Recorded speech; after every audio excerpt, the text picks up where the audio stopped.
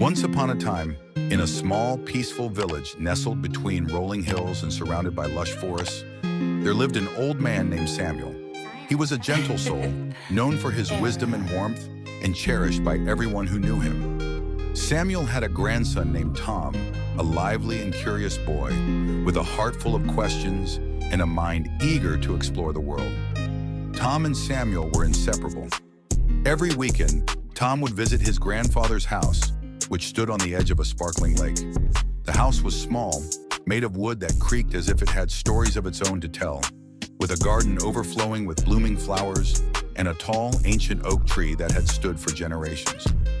One day, Tom found his grandfather sitting by the lake, gazing thoughtfully at the water. "Grandpa, what are you looking at?" Tom asked, his voice full of curiosity.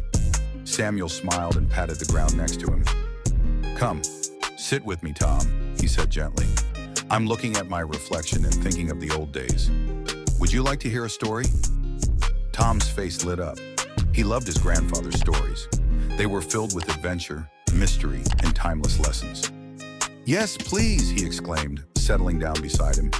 Samuel took a deep breath, his gaze soft as he looked out at the lake.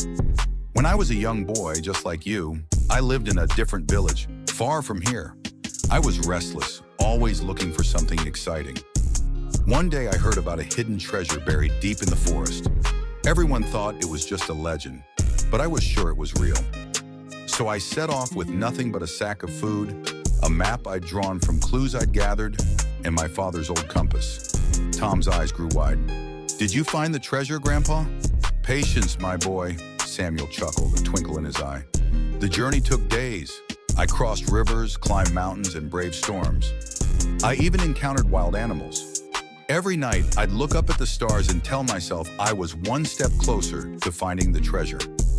One evening, after days of searching, Samuel stumbled upon an old man sitting beside a fire. The man was frail and wore a worn cloak, but his eyes sparkled with a kindness Samuel had never seen before. "He welcomed me to his fire," Samuel continued, "and we shared stories and laughter. He didn't ask me why I was there or what I was looking for. He only listened. When I told him of my treasure hunt, he nodded and handed me a simple stone with a word carved on it. Wisdom. This is all the treasure you need," he said. "For every step you take with wisdom, you'll find the riches you seek."